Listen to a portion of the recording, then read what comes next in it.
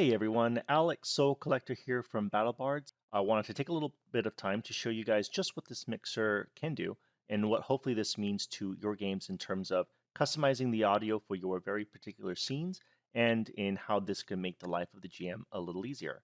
So in this particular example, I have put together a little track that I'm going to run during an adventure where my players are going to be going through a haunted asylum.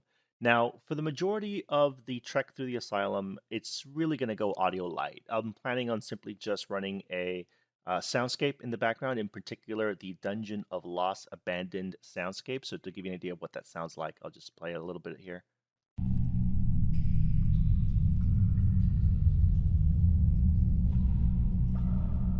So pretty basic, just to add a little bit of ambiance while they're going through the asylum.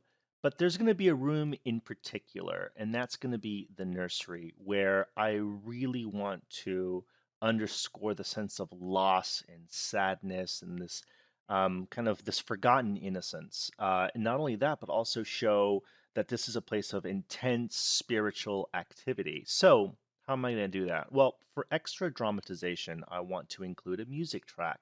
In this case, it's some audio that has not been released yet on BattleBards. Look for it in the Halloween time. So one of them is going to be Haunted Cemetery by David Torre, and the rest will be some additional ghost sound effects by Wild Dog Productions. Now, the music track does contain some of these ghostly sound design elements already, but I wanted to go a little above and beyond by bringing in some more spirits to really underscore that this is this nexus of chaotic spiritual energy. So, without further ado, let me show you guys the Haunted Nursery.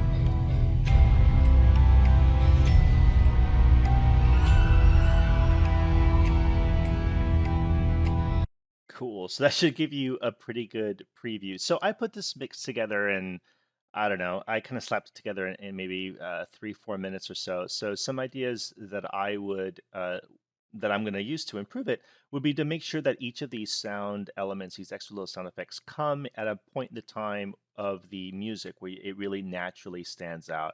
I'd also do some additional adjusting on the volume. So right now I have the soundscape, which by the way I replicated in order to have the soundscape appear throughout the entire music track. I have it at about 80%, and that's really to allow the music to cut through. With the sound effects, I'm likely going to vary the volume a little more in order to have some increased depth. So it doesn't just sound like every spirit is in front of the party at all times. It adds a little bit of kind of some vivid realism.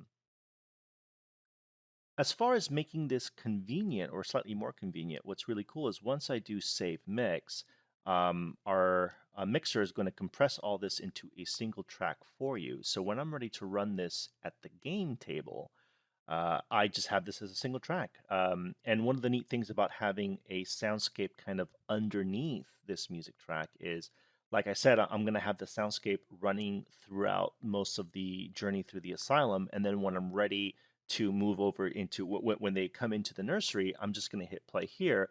And we're still going to have that continuation of the soundscape, and then these additional elements come in. So introducing this is going to be seamless in large part thanks to the soundboard.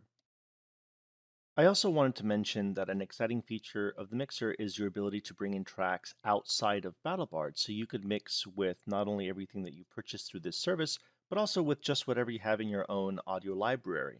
As a matter of fact, if you're going to be approaching this type of a background, as I am, one of the things that I've considered, if I don't want to use or I don't have David Torre's great Haunted Cemetery track, is a track by a group of which I've been a crazy fan for many, many years called Nox Arcana, in particular, a track called Reflections of Long Ago in their Winter's Night album.